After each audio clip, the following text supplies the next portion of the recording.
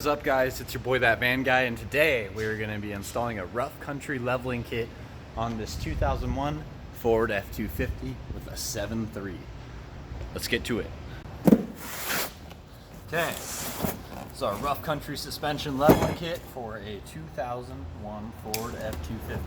It's got leaf springs in the front, so it's not a very complex kit, but it has to be designed specially because you can't just do a block lift in the front of your F250, because the axle wrap and drivability becomes absolutely terrible.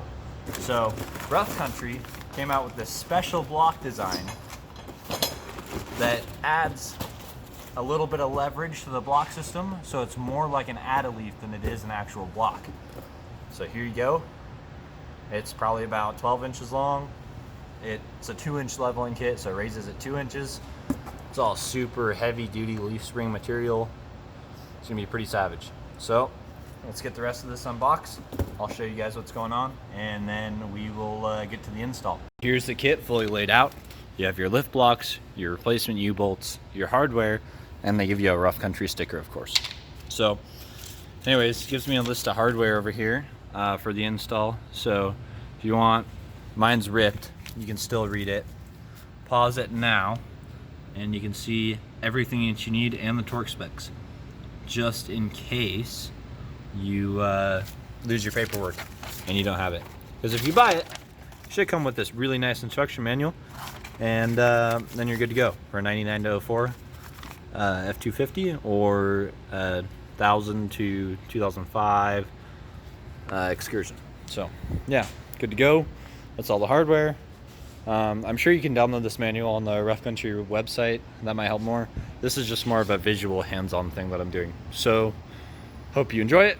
I'm going to get back to it now. So after you jack it up, put it on jack stands, pull the tires off, you can droop the axle far enough to where it'll come away from the leaf springs when you unbolt the U-bolts. So I'm gonna get to unbolting the U-bolts, then I'll drop it down, and you usually wanna do it one side at a time. So I'll show you what that looks like when I get there. As you can see, I look like a grease monkey now. It's okay. But we did have to use the 4-foot pry bar, which is sick. Yeah, this is the first time I actually had to use this tool, so it's great. Second time I had to use it, so it's okay. Everything's all good. Just having to pry it back and forth to get the leaf springs lined up with the pin so that it can drop into the axle and be centered on each side. So those are good. If I would have just disconnected the track bar like it told me to, everything would have been a lot easier, but I didn't really feel like doing that. So, because every single kit I've installed, I've never like taken the track bar off, unless it's on a Jeep and you're doing like a 6-inch lift, then you like have to because you're replacing it anyways. So yeah, so it's all on there. Everything's in, impact tight. So I'm gonna go get a torque wrench, torque everything down.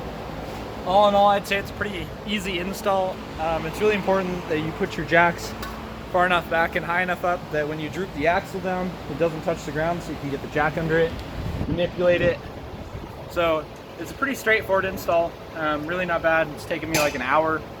So I'm just gonna torch everything down, toss the wheels and tires on. It'll probably be like an 1.5-hour job.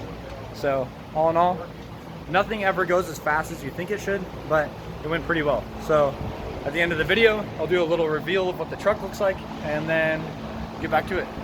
Leveling kit's in, looks savage, matches perfectly front and rear now. I'm gonna show you guys the kit. There it is on that side, just on that side. Bolts all torqued down, looking spiffy. I dig it. Thanks for watching this video, guys. I really appreciate it. Sorry it wasn't the most quality install video. There's lots of big gaps, but you know, when projects get a little bit hairy, it's kind of tricky to keep the camera out. So anyways, I'll hit you guys up next time with another video. For now, peace out.